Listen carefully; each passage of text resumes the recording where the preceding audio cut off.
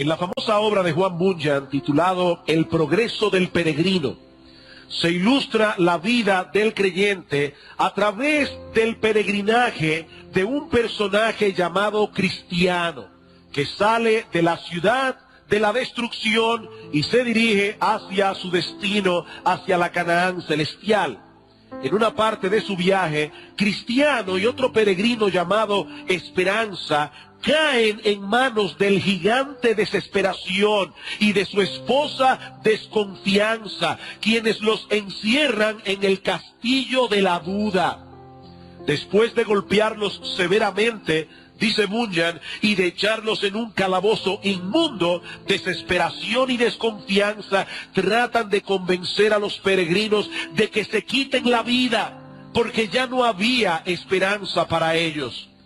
Y como no pudieron disuadirlos, la señora Desconfianza le sugiere a su marido que los saque fuera del calabozo al patio para que ellos vieran los huesos y calaveras de todos aquellos que el gigante ya había despedazado. Dice ella, hazles creer que antes de una semana los desgarrarás como has hecho con sus compañeros.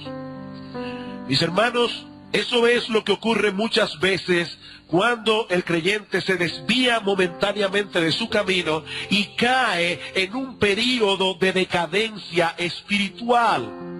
Casi siempre queda atrapado en el castillo de la duda. Satanás hará todo lo posible por convencerlo de que para él no hay esperanza, que no vale la pena hacer otro intento para salir de su situación. Y cuando él no puede hacerlo, desistir de seguir luchando, entonces trae a la memoria de este cristiano todos los casos que él conoce de supuestos creyentes que apostataron de la fe y se apartaron del Señor, tratando de hacerle creer que si ellos no pudieron salir de esa prisión, él tampoco podrá hacerlo. ¿Qué le dice Desconfianza a su marido? Muéstrale los huesos y calaveras de aquellos que ya tú has despedazado y hazles creer que antes de una semana los desgarrarás como a ellos. Pero los que han leído la historia del progreso del peregrino saben que la historia no termina allí. Los peregrinos pudieron escapar de ese horrible castillo porque recordaron que ellos tenían una llave llamada promesa. Mis hermanos, Dios nos ha dejado todos los recursos necesarios para que nosotros lleguemos sanos y salvos a nuestro destino final, a pesar de todos los peligros, a pesar de todas las tribulaciones que nosotros tengamos que enfrentar en este mundo caído. Así que si en este momento estás atrapado en el castillo de la duda y Satanás está tratando de convencerte de que no hay esperanza para ti, mi amado hermano, recuerda que él es un homicida y un mentiroso. Él es homicida y mentiroso. Él miente para destruir. En el paquete de la salvación que Dios nos ha dado por gracia, vino incluido esa llave que abre todas las puertas del castillo de la duda. Acompáñenme al libro de Oseas, el primero de los profetas menores. Se encuentra después de Daniel y antes de Joel. El libro del profeta Oseas, capítulo 14. Escuchen lo que Dios promete a su pueblo que se había apartado de él. Dice en el capítulo 14, vuelve, oh Israel, a Jehová tu Dios, porque por tu pecado has caído. Llevad con vosotros palabras de súplica y volved a Jehová y decidle, quita toda iniquidad y acepta el bien y te ofreceremos la ofrenda de nuestros labios. No nos librará el asirio, no montaremos en caballos, ni nunca más diremos a la obra de nuestras manos, dioses nuestros, porque en ti el huérfano alcanzará misericordia. En otras palabras, no nos apoyaremos en el brazo humano, no nos apoyaremos en otros ídolos, nos apoyaremos únicamente en ti. Y ahora escuchen lo que dice Dios. Yo sanaré su rebelión, los amaré de pura gracia, porque mi ira se apartó de ellos. Yo seré a Israel como rocío, él florecerá como lirio y extenderá sus raíces como el Líbano. Mis hermanos, Dios promete sanar la rebelión de su pueblo. Dios promete hacernos fructificar otra vez. Así como fuimos salvos por gracia, nosotros también seremos recobrados por gracia. Yo sanaré su rebelión. Yo los amaré de pura gracia. Yo los haré fructificar otra vez. Y lo que quiero que veamos en este último estudio sobre la decadencia espiritual que hemos venido llevando ya desde hace varias semanas, son los remedios que debe emplear un cristiano cuando está atravesando por un período de declinación. Y el primero de todos los remedios es este: ocúpate en conocer el verdadero estado de tu alma delante de Dios. No delante de la iglesia, no delante de tus amigos, no delante de los pastores. Ocúpate, mi hermano, en conocer cuál es el verdadero estado de tu alma delante de Dios. Si nosotros vamos a recobrarnos de una enfermedad física, es necesario que sepamos primero que tenemos un problema físico. Y lo mismo ocurre en nuestra vida espiritual. Yo no voy a hacer el esfuerzo de recobrarme de un estado de decadencia si primero no soy hecho consciente de que estoy en esa condición. Por eso es que los cristianos cada cierto tiempo deben someterse a un autoexamen. Deben venir delante del Señor con esa actitud que tuvo el salmista en el Salmo 139. Examíname, oh Dios, y conoce mi corazón, y pruébame y conoce mis pensamientos. Evidentemente, el salmista no cree que Dios desconoce cuál era su condición. Dios sabe cómo está nuestro corazón. Él pesa los corazones, pero nosotros muchas veces no lo sabemos. Examíname, oh Dios. Eso es algo que cuando menos debemos hacer cada vez que vamos a participar de la cena del Señor. Pablo dice en 1 Corintios 11:28, pruébese cada uno a sí mismo y entonces coma del pan y beba de la copa. ¿Cuál es la meta de este autoexamen? No es quedarnos lamentando lo mal que estamos. Y eso es alguna nota que debo traer de mucho cuidado. Hermanos, lo que la Biblia nos alienta a hacer no es a ser introspectivos. La persona introspectiva está todo el tiempo poniendo sus acciones, sus motivaciones, sus pensamientos en un microscopio. Y las personas que son introspectivas tienden a deprimirse, tienden a decaer. El autoexamen tiene como meta llevarnos a Cristo en arrepentimiento para recibir de Él perdón y recuperación. ¿Y cómo podemos llevar a cabo este proceso de autoexamen? De la misma manera como los doctores llevan a cabo una evaluación médica. ¿Qué hacen los médicos cuando tú llegas a su consulta por primera vez? Ellos no te mandan a hacer radiografía, tomografía y un montón de cosas. Ellos primero te hacen preguntas. ¿Estás durmiendo bien? ¿Has sentido mareos últimamente? ¿Te está doliendo la cabeza? ¿Tienes apetito? Hay una serie de preguntas que los médicos hacen para poder diagnosticar cuál es la condición del paciente. Bueno, mis amados hermanos, si nosotros queremos hacer un autoexamen, debemos hacerlo a través de preguntas. Y lo que yo quiero compartir con ustedes en esta mañana, en el primer punto, que es el más extenso de todos, es un cuestionario que aparece en un libro escrito por Donald Whitney, que precisamente se titula 10 preguntas para diagnosticar tu salud espiritual. 10 preguntas para diagnosticar tu salud espiritual. Yo voy a detenerme en algunas de esas preguntas, no en todas, y voy a traer aquí y allá algunas aplicaciones prácticas en el mismo momento en que estemos considerando cada uno de estos temas. Primera pregunta: ¿sientes todavía sed por Dios? Primera pregunta: ¿sientes todavía sed por Dios? Vayan conmigo al Evangelio de Juan. Evangelio de Juan, capítulo 4, donde Juan nos narra el encuentro que tuvo el Señor Jesucristo con una mujer de Samaria. Dice en el capítulo 4 que Cristo llega al pozo de Jacob La mujer samaritana llega junto con él y Cristo le pide de beber. Ella se sorprende porque los judíos y los samaritanos eran enemigos entre sí. Y Cristo le dijo, créeme, mujer, que si tú supieras quién soy yo, tú me pedirías a mí y yo te daría a beber agua viva. Ella dice, ¿cómo?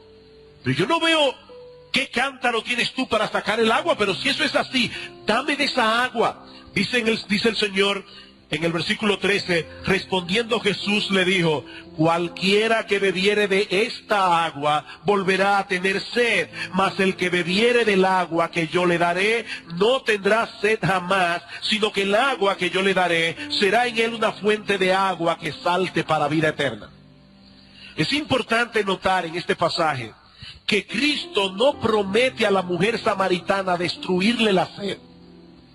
Repito, Cristo no promete a la mujer samaritana destruirle la sed. Lo que Él promete es proveerle un manantial inagotable para saciarla. ¿Qué pasaría si Cristo destruyera nuestra sed espiritual? Que nunca más sentiríamos nuestra necesidad de Dios. Nunca más sentiríamos nuestra necesidad de Cristo. Y como bien ha dicho alguien, Cristo no quiere santos autosatisfechos. Cristo no quiere santos autosatisfechos. Lo que Cristo le promete a la mujer samaritana y a todos nosotros es que si bebemos del agua que Él ofrece, tendremos un manantial inagotable donde podremos saciar nuestra sed continuamente. John Piper dice al respecto, un manantial satisface la sed, no removiendo la necesidad que tienes de agua, sino estando allí para proveerte agua cada vez que estás sediento, una y otra vez, una y otra vez, una y otra vez. Ahora hay ocasiones en que los creyentes nos sentimos más que sedientos. Hay ocasiones en que los creyentes tenemos el alma reseca. Tenemos el alma agrietada de aridez. Y aunque eso puede ocurrir por muchas razones, es posible, mis amados hermanos, que el problema sea que estemos bebiendo demasiado de la fuente equivocada. De la fuente equivocada de este mundo. Y por supuesto, cuando un creyente está bebiendo demasiado de la fuente de este mundo, al mismo tiempo va a beber cada vez menos del manantial de Dios. Cada vez menos. Yo supongo que todos aquí saben por experiencia que no todo lo que se bebe calma la sed. No todo lo que se bebe calma la sed. De hecho, hay líquidos que más bien la incrementan. ¿O no es así? Bueno, pues lo mismo ocurre cuando el creyente se detiene demasiado en las cosas de este mundo. Cuando el creyente descuida su comunión con Dios. Tarde o temprano sentirá como su alma se agrieta y se reseca. Jeremías capítulo 2. Jeremías capítulo 2. Escuchen la advertencia, la amonestación que Dios le da a su pueblo. Versículo 12. Pero vamos a ver desde el versículo 11 para tomar el contexto. Dice Dios, ¿acaso alguna nación ha cambiado sus dioses? Aunque ellos no son dioses. Sin embargo, mi pueblo ha trocado su gloria por lo que no aprovecha. Espantaos, cielos, sobre esto y horrorizaos. Desolaos en gran manera, dijo Jehová, porque dos males ha hecho mi pueblo. Me dejaron a mí fuente de agua viva y cavaron para sí cisternas, cisternas rotas que no retienen agua. Y ahí el problema. Y yo te pregunto, mi hermano amado, mi amada hermana, ¿es ese tu caso? ¿Te has estado dejando seducir por las cisternas rotas de este mundo que no retienen agua, el dinero, el placer, el entretenimiento. ¿Has descuidado tú ir a beber agua en la fuente de agua viva que es nuestro Señor? Entonces no te extrañes de que tienes el alma seca. No puede ser de otro modo, porque el que bebiere del agua que el mundo ofrece, volverá a tener sed. Volverá a tener sed. Ahora hay otro tipo de sed que Donald Whitney llama la sed del alma satisfecha.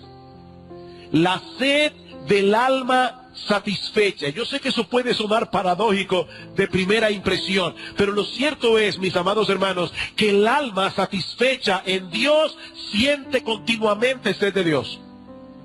El alma satisfecha en Dios siente continuamente sed de Dios, precisamente por haber sido satisfecha.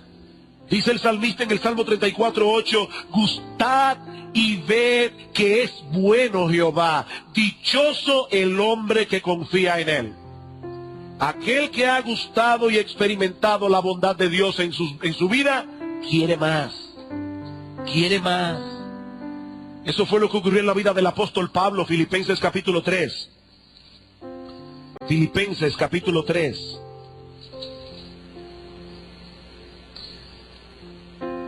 Noten lo que dice el versículo 7. Luego de haber mencionado una lista de cosas muy valiosas para él en el pasado, y cada cual aquí puede hacer su propia lista. ¿Cuáles eran las cosas que eran importantes para ti cuando tú no conocías a Cristo?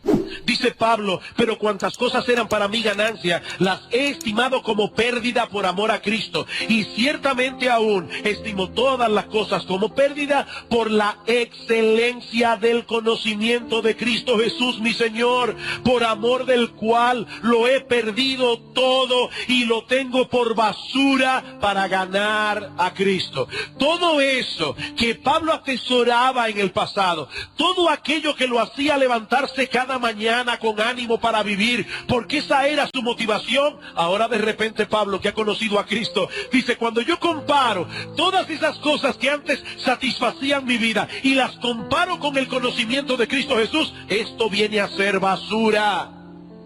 Basura. Versículo 10 dice, yo quiero conocerle a Él y el poder de su resurrección y la participación de sus padecimientos, llegando a ser semejante a Él en su muerte. ¿Qué está diciendo Pablo? Pablo dice, ya yo conocí a Cristo, lo conocí hace 30 años, he estado por 30 años caminando a su lado, pero no me siento totalmente satisfecho.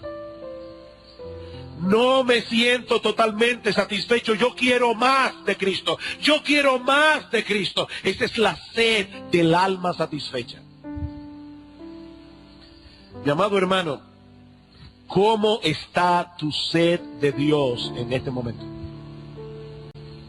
¿Qué tanto anhelas a Dios? ¿Qué tanto anhelas a Cristo? Ese es un buen indicativo para conocer cuál es el estado de salud de tu alma en este momento. Segunda pregunta. ¿Eres cada vez más gobernado por la palabra de Dios? ¿Eres cada vez más gobernado por la palabra de Dios? Yo sé que aquí hay varios médicos. Y una de las cosas que ellos saben es que de las primeras evidencias que da un paciente de que tiene un problema de salud es la falta prolongada de apetito. Es una de las primeras evidencias de que algo no está caminando bien. ¿Saben por qué? Porque Dios colocó en el centro de nuestro cerebro ciertos mecanismos que se activan cuando nosotros tenemos la necesidad de cubrir los requerimientos energéticos de nuestros cuerpos. Hay una cosa allí en el cerebro, una estructura que se activa. Esto es lo que se denomina como el centro del apetito. Y sus componentes son el centro del hambre y el centro de la saciedad. Alguien lo explica de esta manera. Cuando el centro del hambre se estimula, aparece la sensación de apetito. Pero si por el contrario, el estímulo llega al centro de la saciedad, el deseo de comer se detiene. Se come, tiene hambre y de repente ya se sació, ya no siente más hambre. Ahora, ¿qué sucede Cuando una persona necesita comer y no tiene apetito. Cuando esa persona necesita los requerimientos energéticos que su cuerpo ha perdido, pero no tiene apetito, que puede estar indicando que algo no está funcionando bien en su organismo. Algo no está bien. Bueno, mis amados hermanos, eso mismo ocurre en nuestra vida espiritual. Si hay algo que el creyente necesita continuamente, es alimentarse de la palabra de Dios. Primera de Pedro, capítulo 2. Primera de Pedro, capítulo 2, versículos 1 al 3. Desechando pues toda malicia, todo engaño, hipocresía, envidias y todas las detracciones, desead como niños recién nacidos la leche espiritual no adulterada, para que por ella crezcáis para salvación, si es que habéis gustado la benignidad del Señor, o ya que habéis gustado la benignidad del Señor, debería ser la traducción. Ahora, debo aclarar, hermanos, que en ese texto Pedro no está diciendo que los creyentes recién nacidos, es decir, los nuevos creyentes, deben alimentarse de la palabra de Dios. No, eso no es lo que Pedro está diciendo.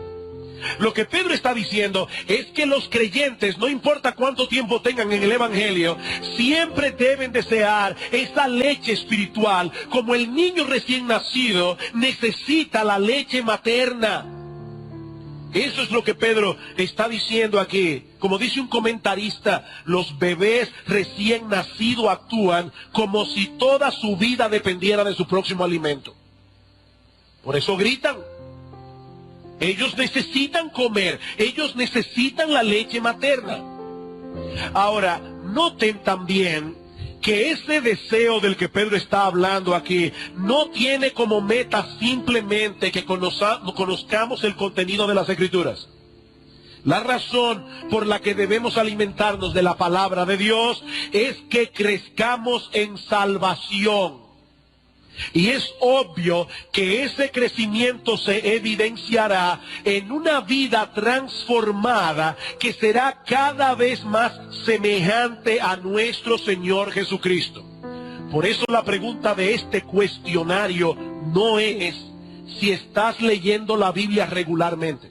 Eso no fue lo que yo pregunté, o lo que Donald Whitney pregunta. La pregunta es si estás siendo cada vez más gobernado por la palabra de Dios. Esa es la pregunta. Mi hermano, déjame sacar otras preguntas de esta pregunta. ¿Qué tan frecuentemente tú te encuentras a ti mismo cuestionando lo que dice la Biblia respecto a ciertas áreas específicas de tu vida? ¿Qué tan frecuentemente tú te descubres a ti mismo diciendo, ¿qué dice Dios acerca de esto? Otra pregunta. ¿Consultas con hermanos más maduros que tú cuando tú no estás seguro del curso de acción a seguir? Cuando no sabes si es o no es la voluntad de Dios. ¿O tú eres el tipo de creyente que difícilmente busca consejo? Porque un creyente que difícilmente busca consejo no lo hace porque se las sabe todas, sino por dos razones básicamente: por orgullo y porque no le interesa hacer la voluntad de Dios. Eso es lo que yo quiero hacer, ese es mi curso de acción, y aunque yo no esté seguro de si esa es la voluntad de Dios, yo voy a hacer lo que yo quiero. Hay personas que no buscan consejos, sino opiniones que fortalezcan su deseo. Ellos saben a dónde ir. Ellos no van a ir a esas personas que les van a decir lo que ellos no quieren oír, porque ellos no quieren el consejo bíblico, ellos quieren apoyo. Mi hermano, ¿qué tan frecuentemente buscas consejos de personas más maduras que tú, cuando tú no sabes si un curso de acción eso no es la voluntad de Dios?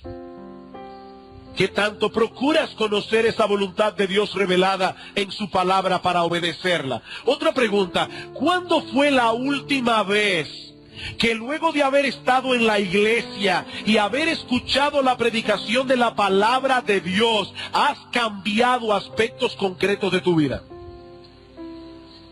Trata de recordar, porque si no lo recuerdas, es posible que hace mucho tiempo que estás viniendo a la iglesia, estás escuchando la palabra, te está entrando por un oído y saliendo por el otro. ¿Cuándo fue la última vez que estando allí sentado en tu asiento oíste la predicación de la palabra de Dios y eso te llevó a un cambio en tu vida? Eso produjo un cambio en tu curso de acción, incluso produjo un cambio en tus creencias. Ah, pero yo creía que esto era así, pero ahora me han mostrado por la Biblia que esto es asá. ¿Cuándo fue la última vez? Mi hermano, ¿puedes tú identificarte con el salmista en las expresiones que él usa sobre la palabra de Dios en el Salmo 119? Vamos allí un momento. Salmo 119. Como todos ustedes saben, o la mayoría, este es un salmo que habla de la palabra de Dios. En los 176 versículos que tiene este salmo, en 173 se menciona la Biblia de una manera o de otra. Y escuchen cómo el salmista apreciaba la Biblia. Versículo 44, perdón.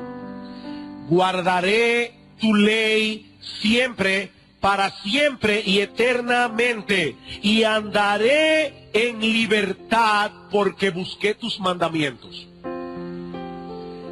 ¿Cuál es la visión, la perspectiva que muchas personas tienen de la ley de Dios? Que la ley es una camisa de fuerza. Eso es una visión diabólica y pagana de los mandamientos divinos. Y yo no estoy diciendo esta palabra por chocarlos. Es que ese pensamiento viene del infierno. La ley de Dios conduce a la libertad. Andaré en libertad porque guardé tus mandamientos. Niños, déjenme contarles una historia muy ilustrativa que ya he usado otras veces. No es que estoy sufriendo de Alzheimer, es que no estoy encontrando ilustraciones mejores. Una vez había un trencito que iba corriendo a través de sus rieles perfectamente bien. Pero un día el trencito vio los animales que estaban en el bosque brincando y saltando libremente. Así que el trencito pensó: yo no quiero seguir en este riel, en la próxima vuelta me apeo. Así que el trencito, cuando estaba llegando a la próxima vuelta, aceleró, dio un salto y salió del riel. Y por supuesto fue feliz como los animales del bosque, saltando de rama en rama. ¡No! Se quedó atascado, porque el tren fue diseñado para correr en el carril. Nosotros fuimos diseñados por Dios para hacer su voluntad. Cuando decidimos salirnos de ese riel, no nos hacemos más libres, nos esclavizamos. Andaré en libertad porque guardé tus mandamientos. Y hoy día hay muchos creyentes, aún creyentes, que quieren liberarse de la ley de Dios. Andaré en libertad, versículo 47. Y me regocijaré en tus mandamientos, los cuales he amado. Y me alzaré asimismo mis manos a tus mandamientos que amé. Y meditaré en tus estatutos, versículo 97. Oh, cuánto amo yo tu ley. Todo el día es ella mi meditación. Versículo 113. Aborrezco a los hombres hipócritas, mas amo tu ley. Versículo 127. Por eso he amado tus mandamientos más que el oro puro. Y más que el oro muy puro, dice él. Versículo 162. Me regocijo en tu palabra como aquel que haya muchos despojos. La mentira aborrezco y abomino, pero tu ley amo. ¿Es ese tu sentir, amado mío, amado hermano? Bueno, pastor, eso era en el Antiguo Testamento. No, eso no era en el Antiguo Testamento. Pablo dice en Romanos capítulo 7, versículo 22, en el hombre interior yo me deleito en la ley de Dios. En el hombre interior yo me deleito en la ley de Dios. El creyente que tiene una vida espiritual saludable no se caracteriza por llevar una vida de obediencia perfecta. No, eso solamente puede hacerlo Cristo, o pudo hacerlo Cristo mientras estuvo aquí. Eso es imposible de este lado del cielo. Pero el creyente que está creciendo en su vida espiritual lo manifiesta por un anhelo creciente de conformarse cada vez más a la voluntad de Dios revelada en su palabra. Yo decía ayer a los pastores en la capacitación, los impíos pecan y los creyentes también. Pero hay dos diferencias básicas. La primera es que los incrédulos practican el pecado, los creyentes pecan. Hay una diferencia entre practicar un pecado y pecar. De hecho, déjenme decirles algo a los incrédulos que están aquí en esta mañana. Cada respiración de un incrédulo es un pecado. Cada vez que tú respiras, pecas. Porque Dios sostiene tu vida para que tú vivas para su gloria, pero tú no estás respirando para Él. Así que la vida del incrédulo es un continuo pecado. La del creyente no. El creyente peca, pero no practica el pecado. La segunda diferencia entre el creyente y el incrédulo es que están peleando contra su enemigo desde dos terrenos distintos. El incrédulo está en el terreno del pecado luchando contra Dios. ¿Y por qué Dios es tan malo y tan cruel que me prohíbe todo lo que a mí me gusta?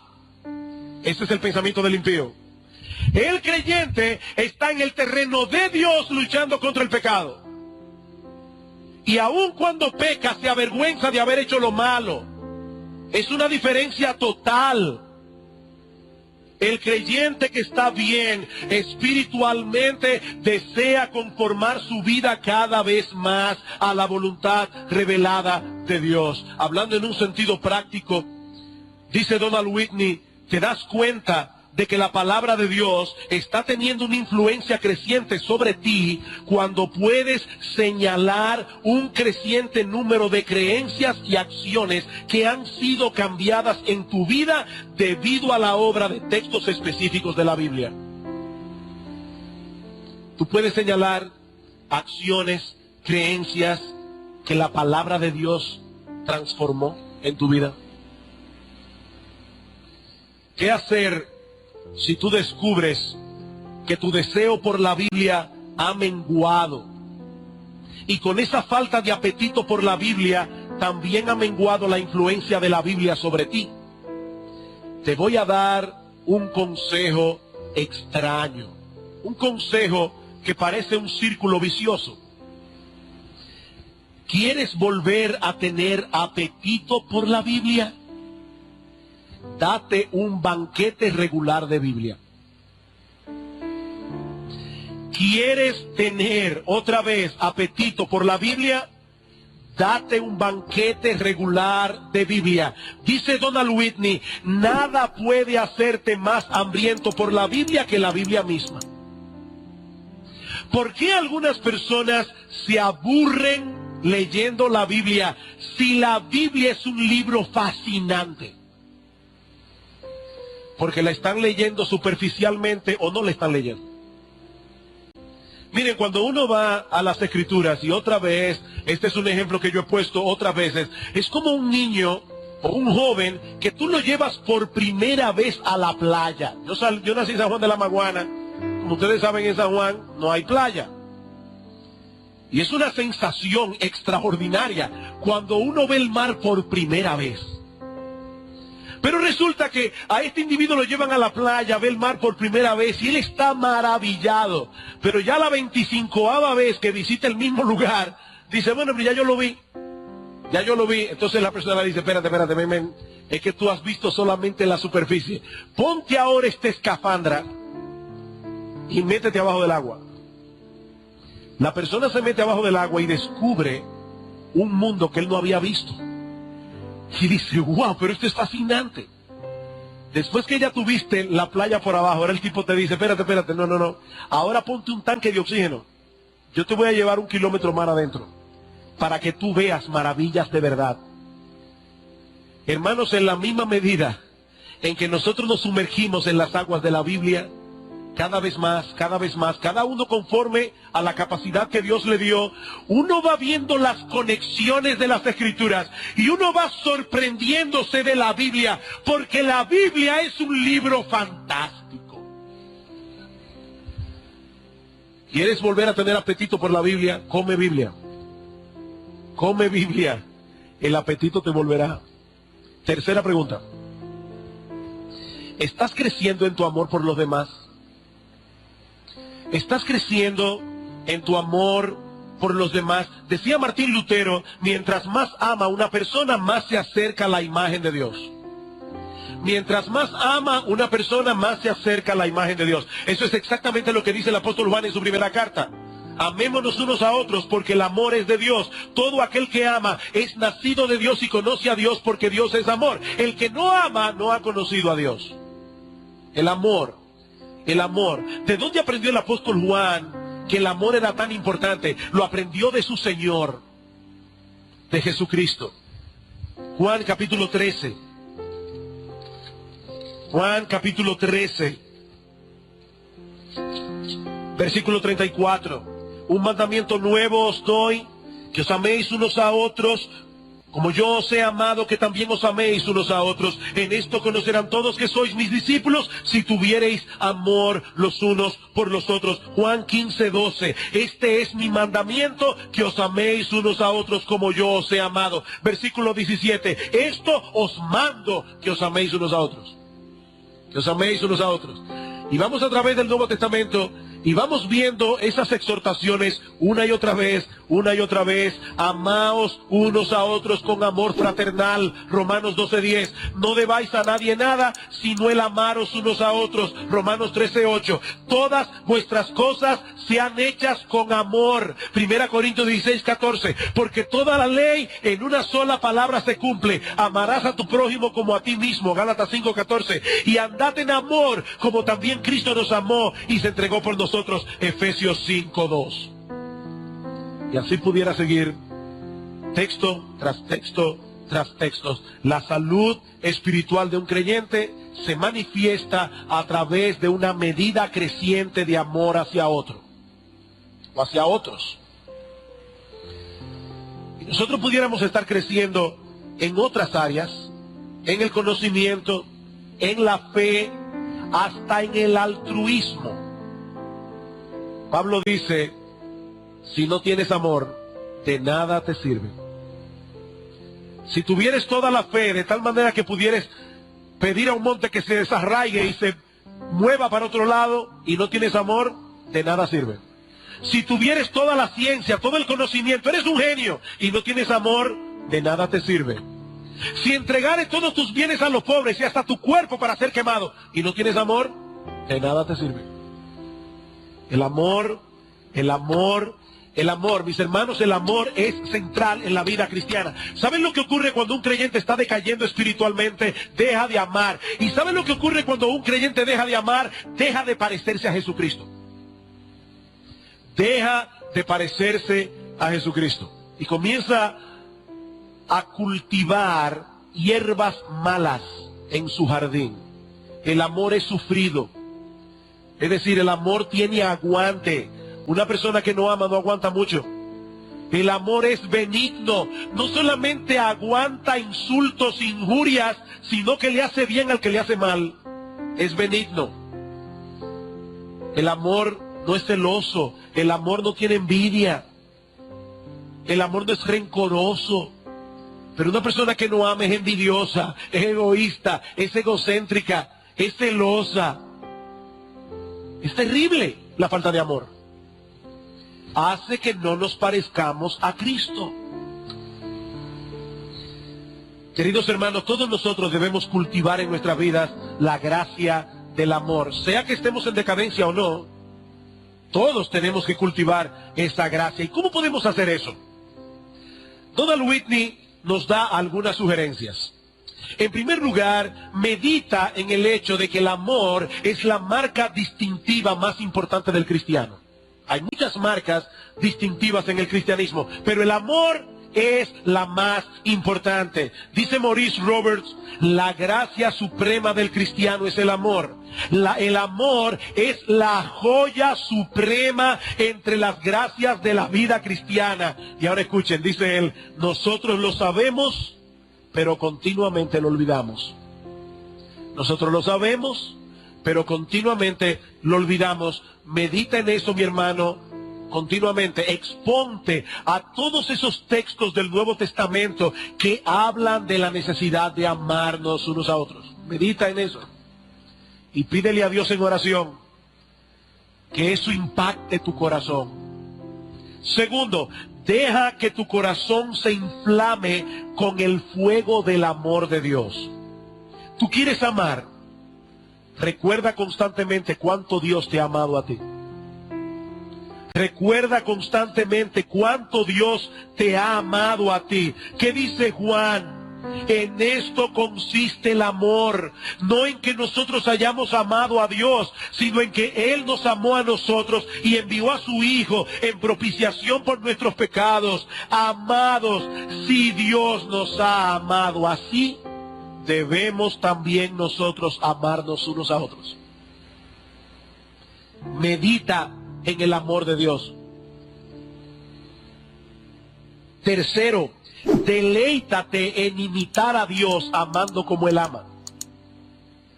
Deleítate en imitar a Dios amando como Él ama. Hermanos, déjenme hacerles una pregunta rara. ¿Dios es feliz? ¿Dios es feliz? ¿Sí o no? Si Dios es feliz. ¿Y Él es amor? ¿Saben lo que el diablo nos dice? Si tú te dedicas a amar a los demás, se van a aprovechar de ti. Y tú vas a ser un desgraciado. No, eso no es verdad, eso es mentira. Eso es mentira. Dios es amor y Él es feliz. ¿Y saben lo que dice el Señor? Es más bienaventurado dar que recibir. Es más bienaventurado dar que recibir. ¿Saben por qué mucha gente tiene una vida desgraciada? Porque son egocéntricos. Porque viven para sí mismos. Eso es una maldición. Eso es una desgracia.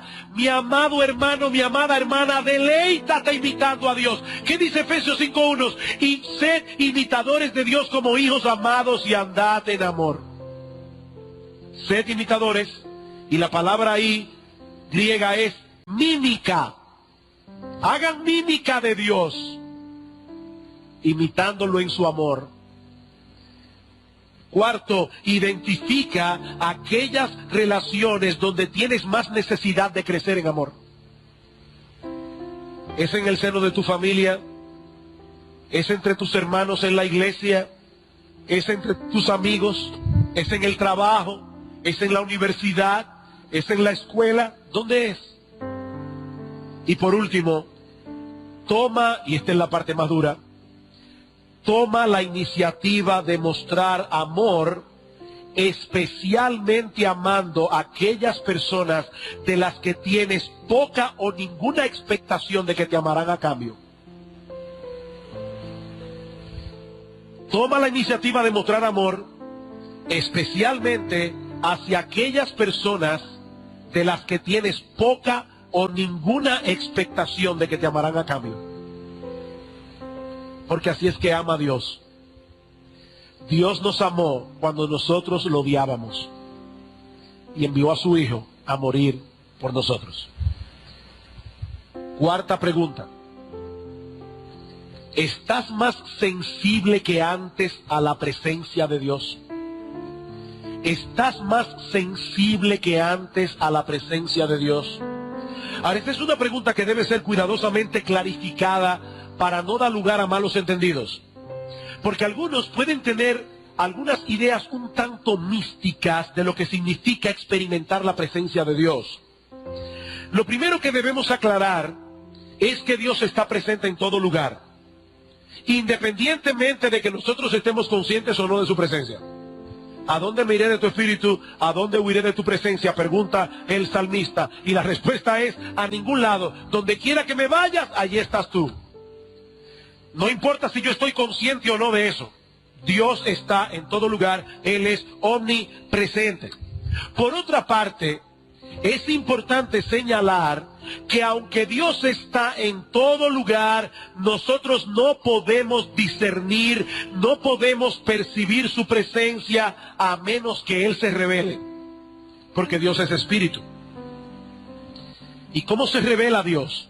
Bueno, en primer lugar, a través de la creación, los cielos cuentan la gloria de Dios, las cosas invisibles de Él, su eterno poder y deidad, se hacen claramente visibles por medio de las cosas hechas. Pero en segundo lugar, Dios se revela a través de su palabra encarnada, Jesucristo, su palabra escrita, la Biblia. Ahora, ¿saben qué implica esto, mis hermanos? Que es a través de su palabra, Cristo y la Biblia, que nosotros podemos experimentar y percibir la presencia de Dios. Y es ahí precisamente donde radica la diferencia entre un cristiano bíblico y un místico. Cuidado con el misticismo. Y déjenme decirles algo, eso se ha metido en muchas iglesias evangélicas. Un misticismo cristiano. No, cuidado, cuidado. El místico pretende percibir la presencia de Dios en una forma inmediata, es decir, sin hacer uso de ningún medio, incluyendo la Biblia. Por otro lado, el místico a menudo describe esa experiencia de percibir la presencia de Dios como encontrar a Dios dentro de ti, perderte en Dios y olvidarte de ti mismo. Es un arrebato emocional. Y yo debo aclarar, el experimentar la presencia de Dios no está exento de emociones. Pero experimentar la presencia de Dios no es un arrebato emocional en el que tú pierdes el control y te olvidas de ti mismo y te fundes en Dios. No. No es así como la Biblia lo describe. El fruto del Espíritu es amor, gozo, paz, paciencia, bondad, benignidad, mansedumbre, templanza, dominio propio. Cuando usted ve una persona que parece que está loca, porque ha perdido el control, está en trance. Mire, él está lleno de lo que sea, pero no del Espíritu Santo. Yo no sé de qué está lleno, pero no es del Espíritu Santo. El fruto del Espíritu es dominio propio. Mientras más lleno está una persona del Espíritu de Dios, más controlado está. Timoteo, 2 Timoteo 1:6, no nos ha dado Dios espíritu de cobardía, sino de poder, de amor y de dominio propio. ¿Usted sabe cuántas iglesias hoy día las personas experimentan la presencia de Dios y ruedan por el piso? En Toronto hay un movimiento que es el movimiento de la risa. De repente esas personas en la iglesia experimentan una histeria colectiva supuestamente efectuada por una obra del Espíritu de Dios, donde todo el mundo comienza a reírse, a reírse, a reírse y no se puede parar. Bueno, hermanos, yo no sé qué es lo que pasa en esas iglesias, pero ustedes pueden estar seguros, eso no viene de Dios. Eso no viene de Dios. No es de ese tipo de experiencia que nosotros estamos hablando aquí. Más bien, la Biblia nos dice que nosotros debemos buscar a Dios a través de su palabra o a través de experiencias fundamentadas en su palabra.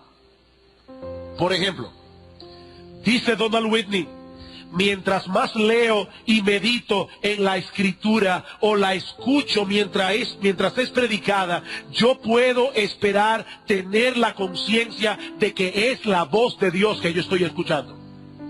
¿No es verdad, hermanos, que nosotros no siempre experimentamos eso? A veces estamos en la iglesia y oímos la prédica como una charla bíblica más, pero hay otros momentos donde el Espíritu de Dios nos hace muy conscientes. Estoy en la presencia de Dios, estoy escuchando la voz de Dios. Sigue diciendo Whitney: mientras participo en la adoración congregacional ordenada por Dios, así como en la cena del Señor, por fe yo puedo esperar encontrar allí la presencia espiritual de Cristo. Y cuando voy caminando por el bosque o entrando por la puerta del lugar donde trabajo, yo puedo buscar y percibir la presencia de Dios en momentos como esos, porque la Biblia me dice que Él está en esos lugares también. En otras palabras, experimentamos la presencia de Dios cuando estamos conscientes de lo que Él mismo nos ha revelado acerca de su persona en su palabra. ¿Y qué nos ha revelado Dios acerca de su persona en su palabra? Bueno, si tú eres creyente, Él te ha dicho: yo estoy con vosotros todos los días hasta el fin del mundo. Y Él te ha dicho también cómo es Él. Es una experiencia de estoy en la presencia de Dios. Estoy consciente de que vivo, como decían los antiguos, coram Deo, cara a cara con Dios, todo el día. Y es un Dios santo, es un Dios justo, es un Dios bueno, es un Dios paciente, es un Dios misericordioso, es un Dios poderoso.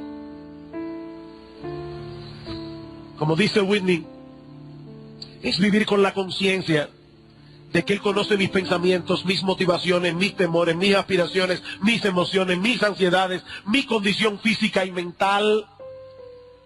Y es vivir con la conciencia de que Él me ama más allá de lo que yo puedo comprender. Una persona así, que vive en la presencia de Dios, cuando peca está consciente: pequé delante de Dios, y pide perdón. Pero también cuando está en problema descansa en Dios. Es una persona que vive hablando con Dios. Él está consciente: yo estoy con Dios. Y mi pregunta es: ¿estás disfrutando, mi amado hermano, de la dulzura de esa compañía? Manteniendo con Él una relación de adoración y gratitud, deleitando tu mente en lo que Dios ha revelado de sí mismo en su palabra. Esa es la pregunta. ¿Cómo puedo hacer eso? Varias sugerencias. ¿Quieres experimentar la presencia de Dios? Varias sugerencias rápidamente. Primero, acude a menudo al lugar donde Dios se revela más claramente, la Biblia. Mis hermanos, la Biblia es el parque donde nosotros nos sentamos a hablar con Dios. Él nos habla y nosotros le hablamos. Vete al parque. Dice Martin Lloyd-Jones: mientras más conocemos la Biblia y la leemos, más a menudo seremos llevados a la presencia de Dios. De manera que si quieres poner al Señor delante de ti, dedica mucho de tu tiempo a la lectura regular de la Biblia. Segundo, reconoce su presencia contigo mientras caminas con Él. Yo estoy con vosotros todos los días hasta el fin del mundo. Esposas, déjenme hacerles una pregunta. ¿No es verdad que muchas veces ustedes están en la misma habitación con su marido, y por causa de que él no conversa, por causa de que él está encerrado en sí mismo, el hecho de estar en la misma habitación no los está uniendo más, ni está acrecentando vuestra intimidad? Ustedes no se quejan a cada rato de eso. Bueno, mis hermanos, ¿por qué nosotros vamos caminando al lado con Cristo todos los días de nuestra vida, encerrados en nosotros mismos y olvidando que Él está ahí? Pásate la vida hablando con Cristo, que Él está a tu lado. Habla con Él el día entero. ¿Saben lo que es la oración? La oración es el batimóvil, el batiteléfono de Batman, que está conectado con el del comisionado. El comisionado nada más tiene que levantar el teléfono y ya está conectado con Batman. Nosotros tenemos un batiteléfono conectado con el cielo las 24 horas. Y ¿saben lo mejor? Es gratis. Gratis, ni siquiera como el Skype, porque en el Skype hay que ir a una computadora. Esto es gratis. El día entero. Nosotros andamos con Cristo el día entero. Tercero, Acude al culto de adoración con la expectativa de que te vas a encontrar con Él. Donde estén 2 o 3 congregados en mi nombre, y estoy yo en medio de ellos. Ven a la iglesia, Señor, yo quiero percibir tu presencia, yo quiero oír tu voz. Medita continuamente en la verdad de que Dios es omnipresente. Medita en eso. Lamentablemente, hermanos, no podemos seguir deteniéndonos en cada una de estas preguntas, por lo que voy a limitar solamente a mencionarlas, lo lamento. Quinta pregunta: ¿estás experimentando una medida creciente de preocupación por las necesidades espirituales y temporales de otros? ¿Qué tan consciente estás? Tú vienes al culto de oración porque es ahí donde se habla del problema de la familia. ¿Estás experimentando una medida creciente de preocupación por los otros? Sexta pregunta: ¿te deleitas en la esposa de Cristo que es su iglesia? ¿O tú eres de los que tiene un corazón amargado con respecto a la iglesia? Eso es decadencia espiritual. ¿Son las disciplinas espirituales importantes para ti en una medida creciente? Ya nosotros hablamos de eso las semanas antepasadas. Octavo: ¿todavía sientes dolor por tu pecado? Cuando tú pecas, tú sientes dolor, vergüenza, tristeza. Novena pregunta: ¿eres una persona que perdona rápidamente? Porque Dios es perdonador. En la misma medida en que nosotros nos parecemos a Dios, vamos a ser más rápidos para perdonar. Décima pregunta: ¿qué tanto anhelas el cielo y estar con Jesús? ¿Qué tanto anhelas el cielo y estar con Jesús? Espero, hermano, que este cuestionario te haya servido de ayuda para hacer un chequeo médico de la condición de tu alma delante de Dios. Ahora, ¿qué debes hacer ahora? Si has descubierto que alguna de esas áreas no están caminando bien, si has descubierto que estás atravesando por un periodo de decadencia espiritual, créame, no más de 5 minutos. Esto va a ser muy breve. Ocúpate en tratar con tus pecados en una forma bíblica, viniendo delante de Dios en arrepentimiento, pero con la esperanza de ser perdonado y restaurado. Mi hermano, mi hermana, recuerda lo que decíamos al principio: no hay razón para que un creyente se quede encerrado en el castillo de la duda. Dios ha puesto en tus manos la llave de la promesa. Y Él no solo promete perdonar nuestros pecados, cuando nosotros vamos delante de Él en confesión de faltas, Él promete restaurar nuestra vida. Si confesamos nuestros pecados, Él es fiel y justo para perdonar nuestros pecados y limpiarnos de toda maldad. ¿Qué le dice Cristo a la iglesia de Éfeso? Yo tengo contra ti que has perdido tu primer amor. Por tanto, recuerda de dónde has caído, arrepiéntete y haz las primeras obras. Recuerda de dónde has caído. Mi hermano, recuerda que tú tenías tiempos en que tú disfrutabas de la comunión con Dios. ¿Tú te acuerdas? ¿Tú te acuerdas cuando para ti leer la Biblia era un deleite? Recuerda de dónde has caído y arrepiéntete. Reconoce que ha sido por tu pecado que has caído en la condición en que estás. ¿Saben cuál es el problema de muchos creyentes? Que todo el mundo tiene la culpa de su malestar. La culpa la tienen los pastores porque no me cuidan. La culpa la tienen los hermanos porque no me llaman. La culpa la tiene mi esposa porque no me quiere. La culpa la tiene mi esposo porque no me ama. No, mi hermano, no hagas eso, no hagas eso. Arrepiéntete porque es tu pecado. Pero recuerda, hay perdón en Cristo.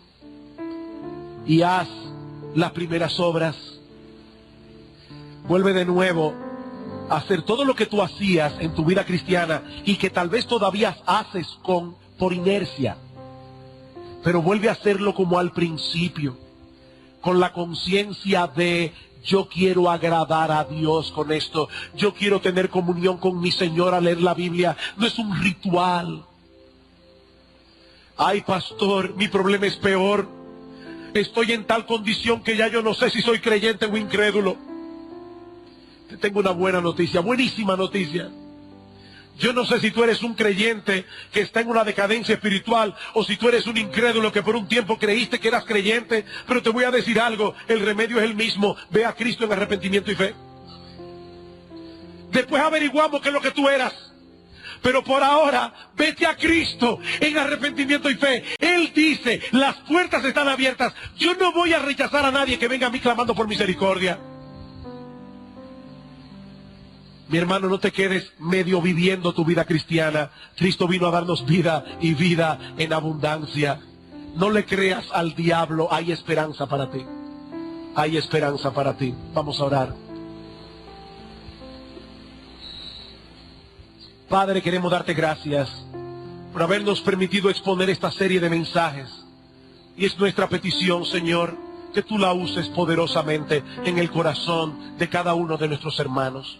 Padre, bendice tu palabra, prospera tu palabra. Aquellos que están aquí decaídos, anímalos. Aquellos que están en decadencia, sácalos de esa condición y que ellos vuelvan a sentir el gozo de ser fructíferos otra vez.